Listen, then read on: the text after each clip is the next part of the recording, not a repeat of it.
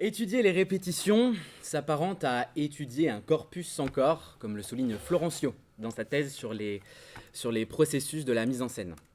Il poursuit: la mise en scène est en effet irréductible à ses empreintes. Fin de la citation, puisqu'elle ne saurait se résumer à aucun document.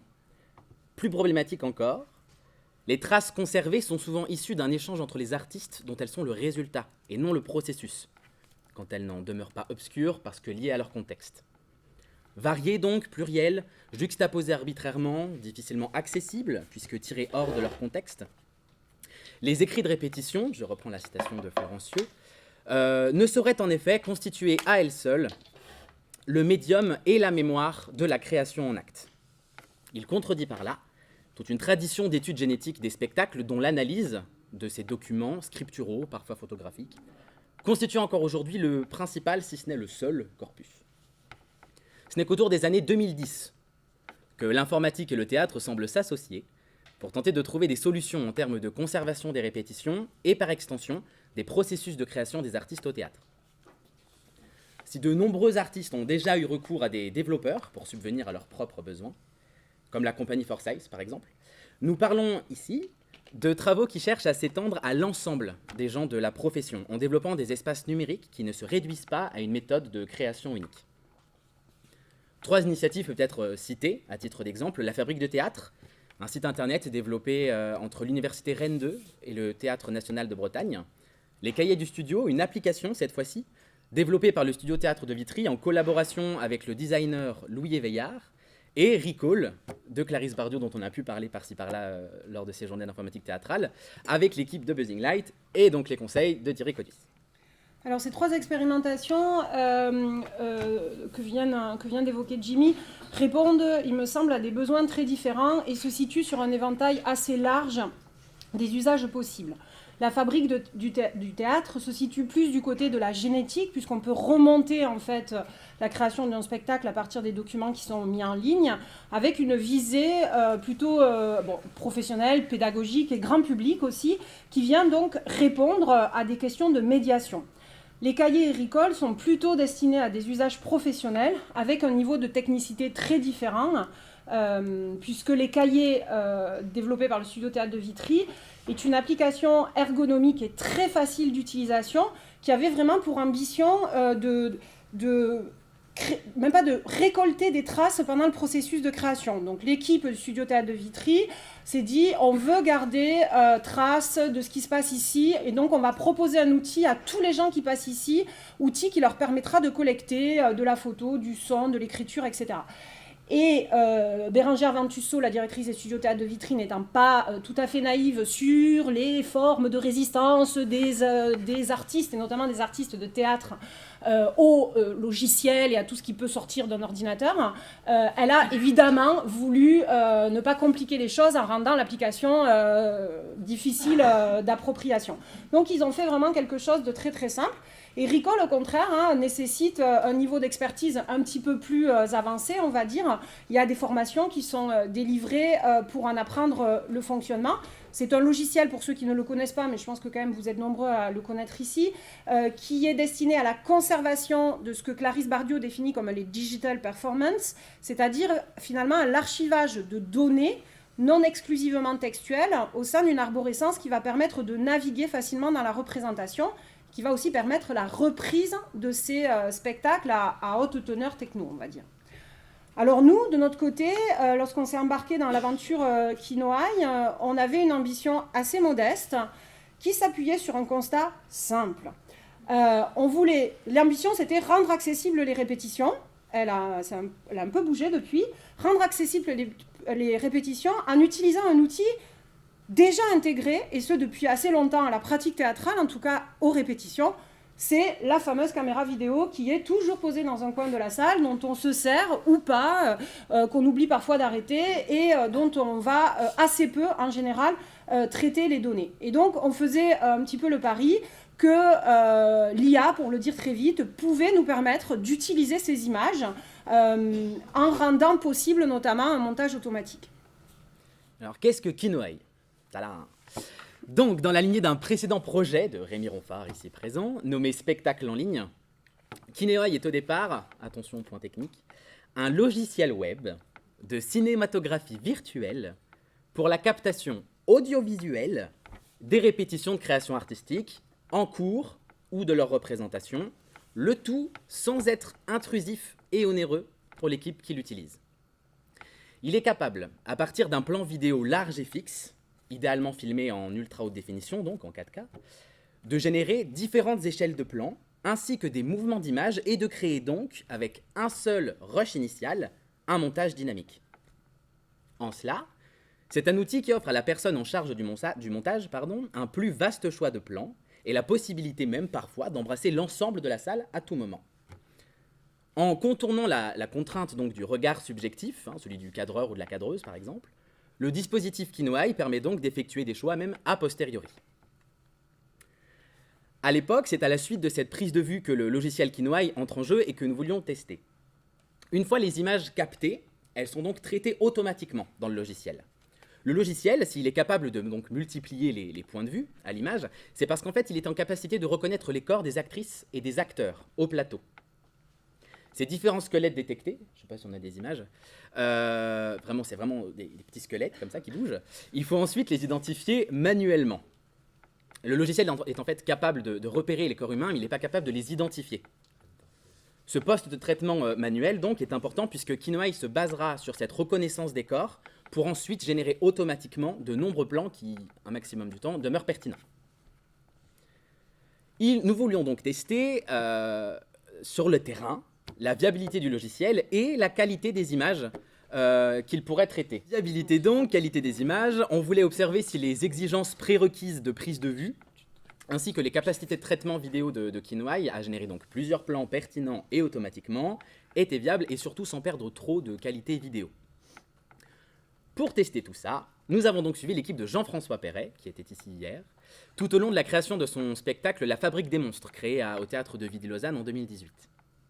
Notre but donc était de saisir des images de répétition, les traiter dans le logiciel pour les donner à 3 cinéastes différents qui se chargeraient de les monter, ces images, afin d'obtenir, en plus d'un regard neuf sur le travail de l'équipe, des retours sur les capacités et la potentialité du logiciel. Pour ce faire, nous avons rejoint les répétitions à 3 périodes différentes. Chaque période d'enregistrement tâchait d'être espacée des 2 autres, afin de pouvoir mieux valoriser les différentes étapes de création et de rendre plus perceptible l'évolution du projet artistique par ces ellipses temporelles. Nous sommes donc intervenus 3 fois, 3 moments différents, au tout début, à mi-chemin et 1 semaine avant la représentation. À la fin donc de chacune de ces semaines, nous transmettions les images filmées par la caméra, puis traitées par le logiciel Kinoaï à 3 cinéastes différents, Joseph David, Aude Fourel et Maëla Michael Maréchal, donc nos amis cinéastes, dont les vidéos sont en ligne sur YouTube. Dans le cadre de cette expérience, si Julie Valero œuvrait donc pour le développement du logiciel, elle était aussi la dramaturge de Jean-François Perret. Rémi Ronfard s'assurait de la bonne prise de vue de la caméra pour envoyer les rushs à son équipe à l'INRIA. Et dans la perspective donc de partager les images captées à des cinéastes, je devais pour ma part prendre en note tout ce que la caméra enregistrait, absolument tout, un maximum possible, pour pouvoir chaque soir, tous les 3, dérusher à partir du script que j'avais écrit les moments que nous estimions les plus intéressants. Mais déjà, nous nous posions la question de la sélection des images. Que garder? Pourquoi et surtout pour qui? Dans ce contexte, la réponse était simple. Les images étaient avant tout à destination des cinéastes. Et nous voulions leur épargner un dérochage solitaire et particulièrement chronophage de 8 heures de répétition par jour. Outre donc la durée longue de ces traitements de ces images filmées et le problème de stockage, cette question de la sélection a sans doute été le problème le plus concret auquel nous nous sommes confrontés. Si nous partions du principe que le dispositif vidéo fixe et en plan large permettait d'englober l'ensemble de la salle et donc de retranscrire une grande partie de la répétition, y sélectionner des moments plutôt que d'autres revenait à annuler l'avantage initial fourni par le dispositif, la liberté de pouvoir naviguer dans l'image à tout moment. Quelle conclusion tirer donc à l'époque? Nous n'avions pas vraiment de solution et avons donc poursuivi l'expérience sans pouvoir réajuster en fournissant aux cinéastes des images présélectionnées par nos soins selon des critères plus ou moins objectifs, donc la mobilité des comédiens en scène, la qualité de l'audio, la pertinence de l'improvisation dans le déroulement des répétitions, nos appréciations personnelles sur la performance des comédiens, mais ne nous étendrons pas sur cette partie de l'expérience que nous avons déjà abordée en d'autres occasions, pour évoquer plutôt les directions nouvelles données à l'issue de cette première observation de terrain. Face à la qualité indéniable donc des archives filmées, des images filmées, nous avons voulu accentuer la dimension d'annotation du logiciel. Pour cela, nous avons développé les carnets audiovisuels, une interface au cœur de Kinoaï qui permet le visionnage de toutes les répétitions captées et facilitant grandement l'exploration des processus de création. Grâce à l'association du script que j'avais rédigé très rapidement à l'époque, à la vidéo, toute recherche, quelle qu'elle soit, peut s'effectuer directement et presque instantanément dans le texte par le recours d'une recherche textuelle magique, le merveilleux CTRL-F. Et dans ce cas-là, si on clique sur une ligne du script, on arrive directement sur le moment précis de la vidéo et vice-versa. En déplaçant le curseur de la vidéo, on tombe sur le script. À partir donc de cet usage et de cette nouvelle interface, nous avons dégagé différentes fonctions possibles durant les répétitions. Le carnet audiovisuel peut servir aux artistes en cours de création, à la fois pour suivre un travail à distance. Les différents artistes ne peuvent pas toujours être là, les ingénieurs lumière par exemple, les costumiers, les scénographes et compagnie. Aussi, ça peut permettre entre deux résidences de pouvoir revenir sur ce qui a pu être produit la dernière fois et donc se remettre à jour dans le travail. Et pour certains, pas tous l'appliquent, mais de permettre un travail autoscopique, donc de pouvoir travailler d'abord et ensuite pouvoir étudier ce que les artistes ont pu créer à l'image en se regardant à la vidéo. Nous avons vu que le Kinoaï permettait également un rapide montage des différents plans générés. Il est alors envisageable de faire des montages des premières images, des répétitions, et du spectacle en devenir à des fins de communication. Ces mêmes images peuvent aussi servir de médiation pour les personnes chargées des relations publiques, afin de dévoiler autrement les méthodes de travail avec les compagnies. À terme, donc, comme l'a annoncé Julie, il sera même possible de créer un montage automatiquement à partir du script que le logiciel pourra lire afin d'adapter les plans aux actions et aux personnes mentionnées. Ces carnets, enfin, permettent aussi une réflexion génétique sur le spectacle créé, puisque le visionnage de ces répétitions conserve l'évolution de chacun des éléments du dit spectacle. Les généticiens et généticiennes ne sont plus alors confrontés à l'obscurité des potentielles notes de répétition, dont l'essence est consubstantielle au contexte de leur écriture. Les carnets audiovisuels sont aussi, d'un autre côté, l'espace possible pour mener une étude des répétitions. En effet, ils proposent une observation directe des répétitions, puisqu'elles sont enregistrées, et de façon indirecte, puisque, évidemment, décalée dans le temps lors du visionnage.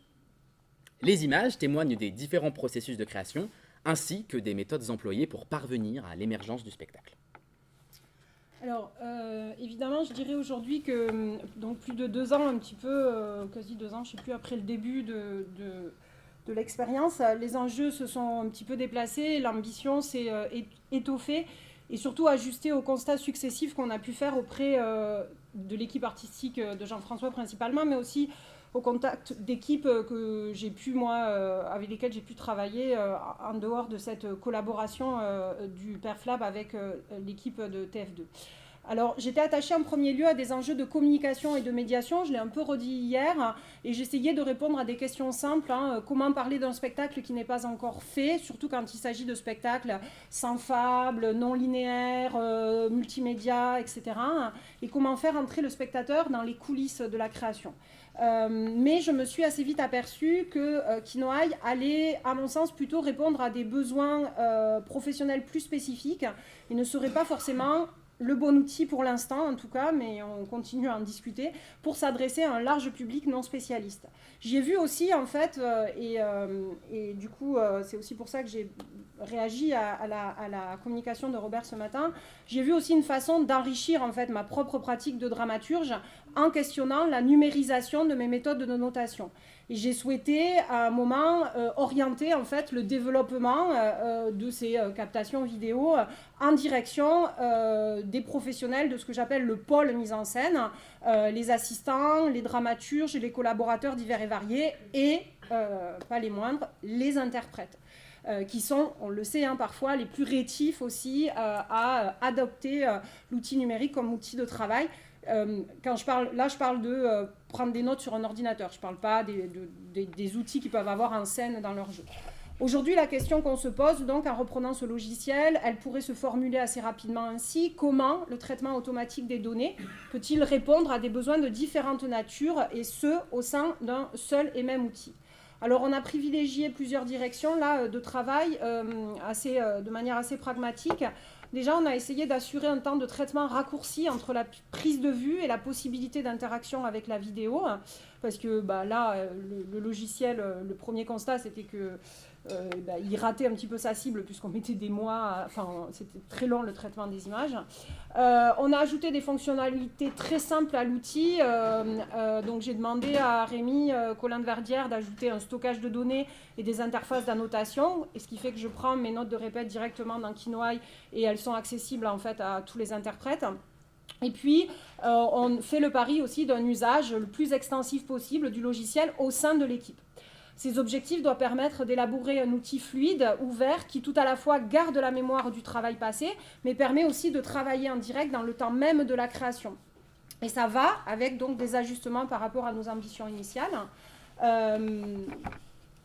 Aujourd'hui, je n'envisage plus Kinoaï comme une sorte d'œil globalisant qui était propre à embrasser tout un processus de création, alors que pour moi, l'intérêt de ce plan large, au début, il était là. Finalement, je le vois vraiment plus comme un outil de travail pour ces professionnels du pôle mise en scène, avec l'idée qu'on peut avoir envie de filmer à un moment de la répète des séquences très courtes, de gestes, de suites de mouvements, une improvisation, etc. Que ces petites séquences suffisent en fait à nourrir le logiciel, et c'est évidemment pas la peine d'aller filmer toute la répétition. Mais bon, voilà, j'avais besoin de le faire pour voir que c'était inutile, totalement. Donc, enfin, en tout cas dans cette visée-là. D'autres obstacles restent évidemment à surmonter. Alors, l'interface, on l'a dit, de montage automatique fait l'objet d'une thèse actuellement, et donc c'est encore à l'état de gestation. Kinoaï est pour l'instant déployé sur un serveur physique qui est basé à l'INRIA, mais ça c'est un choix pour l'instant. Et puis évidemment, il faudrait qu'on travaille au design de l'interface, comme vous pouvez le voir, puisqu'on est parti sur quelque chose de très simple pour l'instant, et que c'est Rémi Colin-de-Verdière qui s'en charge aussi, le pauvre, en plus de tout le reste, du design. Donc cette deuxième phase d'observation de terrain, elle se poursuit et ça va s'enrichir, je l'espère, des retours qu'on va récolter de la part de l'équipe. Et puis elle devra surtout être complétée par l'autre versant que Jimmy a évoqué, c'est le versant plus pédagogique, celui sur les études de répétition, dans une perspective génétique. Donc là, il va s'agir pour moi, l'année prochaine, en tant qu'enseignante, d'expérimenter la prise en main de Kinoaï dans le cadre de cours de différents niveaux. Et moi, je n'en peux plus d'avoir des analyses de spectacle écrites sur du papier. Et je rêve que les étudiants puissent avoir ce type d'outils, me rendre ce type d'interface et faire des analyses de spectacle comme on fait des analyses de séquences au cinéma. Donc l'idée pour moi pédagogique, elle est là aussi de faire évoluer nos outils pédagogiques, mais aussi donc proposer ces outils, mais pas que celui-là d'ailleurs, d'autres outils évidemment, aussi pour tout simplement leur apprendre à documenter leurs propres pratiques de terrain, puisqu'en art du spectacle, on a de plus en plus d'étudiants qui font du théâtre, qui sont dans des compagnies, qui font de l'assistanat, etc., etc. Et eux aussi se retrouvent des fois un peu démunis, en fait, sachant pas trop comment rendre efficace leur prise de notes. Donc ce logiciel, il me semblait pouvoir répondre à des problématiques relevant plutôt des médiations numériques pour les arts vivants à ses débuts, mais finalement il m'est apparu, vous l'avez compris, en tout cas j'ai essayé de le rendre visible, que ce pôle mise en scène, c'était finalement l'un des parents pauvres de l'informatisation théâtrale, quand évidemment la scénographie et l'ensemble des régies sont plutôt assez bien dotés de ce côté-là. Et juste une petite anecdote, mais je me souviens quand je travaillais sur les spectacles avec Thierry Cauduis, j'arrivais systématiquement à répète, ils avaient des mètres linéaires de table pour leur régie, leurs ordinateurs, et vous étiez avec votre petit ordinateur, vous étiez l'assistante et la dramaturge, et vous n'aviez pas 20 cm de table où vous asseoir. Donc je pense que c'est aussi symptomatique, enfin voilà, il n'y avait pas de place pour ça, alors après je râlais, et puis comme ils me connaissaient, ils laissaient toujours une table pour Julie au bout d'un moment, mais c'est aussi cette idée-là que finalement on n'en a pas besoin, parce qu'on n'a pas d'outils à poser, on n'a pas d'ordinateur à poser, etc. Et de fait, je le constate en travaillant avec d'autres artistes, les metteurs en scène, les assistants, les collaborateurs artistiques n'ont pas renoncé au cahier et au stylo pour prendre en note les répétitions. Je ne suis pas sûre que ce soit forcément une forme de résistance. Je pense qu'il y a aussi une défaillance des outils proposés, puisque... Bon, j'exagère un peu quand je parle de cahier et de stylo, et évidemment que tous auteurs, metteurs en scène transmettent leurs documents, créent leurs documents dans les logiciels de bureautique. Et ils essayent de mettre en place le plus souvent des solutions de partage via des interfaces comme Google Drive ou Microsoft OneNote. Bon, disant cela, on pourrait aussi vouloir, à juste titre, se passer des services des GAFA ou de certaines multinationales quand on est dans une pratique artistique qui relève encore, disons-le, c'est peut-être plus pour longtemps, du service public. Donc, il me semble qu'on peut interroger la pertinence de ces outils-là et les utilisateurs, dans les équipes, on est les premiers à souligner les limites. On n'a pas toujours des connexions évidentes, les synchronisations peinent parfois à se faire, les temps de téléchargement sont très longs, etc., etc. Alors, de la notation à l'annotation, nous avons ainsi essayé de répondre à des besoins professionnels précis, tout en ne négligeant pas les besoins pédagogiques et évidemment scientifiques, puisque je n'ai pas parlé de la recherche, mais c'est évident que pour moi, ce genre d'outil, c'est très important. Et là, ça y est, j'ai réussi à convaincre Rémi qu'on pouvait mettre dans Kinoaï des images anciennes et qu'on verrait bien ce que ça pouvait faire. Et donc, on pouvait remettre dans la machine des vieilles captations de répétition pour aller travailler sur des œuvres du passé. Alors, voilà, après, on pourra nous reprocher de vouloir à tout craint numériser ce qui ne l'est pas encore, faire donc de la trace écrite du carnet des données numérisées. Mais là, je réponds un peu à ce qui a été déjà dit durant la première journée. Il ne s'agit pas de remplacer les pratiques d'annotation, je crois, vraiment aussi au cahier et au stylo, et c'est hyper important, mais plutôt évidemment de les diversifier, de les faire coexister avec d'autres. On sait bien aujourd'hui que le format des productions, on a beaucoup parlé de temporalité, on est dans des formats de production avec des durées de plus en plus fractionnées, éparpillées sur des périodes de plus en plus longues. Les équipes ne sont jamais là toutes en même temps. Moi, je travaille sur des projets où je rencontre le scénographe le soir de la première. Donc, c'est rare d'être dans une équipe qui a le luxe d'avoir tout le monde autour de la table dès les premiers jours et jusqu'à la première. Et donc, ce type d'outil hyper simple où on crée une mémoire, en fait, on crée cet espace d'échange collectif, collaboratif, il me semble évidemment hyper important dans le cadre de ce travail théâtral. Et ça a été c'est une des premières réactions de l'équipe, puisque sur Petit Bréviaire, il y a des comédiennes qui sont arrivées au bout de 10 jours de répète, et elles étaient hyper contentes de pouvoir suivre des notes de répète, de voir des impros, etc., et de voir un petit peu ce qu'on avait fait. Et je crois aussi beaucoup, en tant que dramaturge, au fait que c'est vachement bien de dire à l'oral autour de la table, de participer, de faire des retours sur les impros, sur les répètes, etc. Mais c'est encore autre chose qu'un comédien ou une comédienne qui veut bosser le soir aille lire tout seul des notes que le metteur en scène a pris dans la journée ou des notes que le dramaturge a pris dans la journée. C'est pas les mêmes... je ne sais plus qui parlait de cheminement créatif et du fait que chacun a le sien propre. Et donc ça, je pense que c'est aussi une chose importante. On essaie de maintenir ce cap, puisque l'idée, c'est de préserver aussi, évidemment, c'est pas de contraindre les pratiques, mais plutôt de préserver aussi l'inventivité des acteurs, des acteurs au sens large d'une équipe théâtrale. Et c'est ce cap qu'on essaie de maintenir en poursuivant le développement de Kinoaï, toujours aux côtés des artistes. Je vous remercie. Nous vous remercions de votre attention.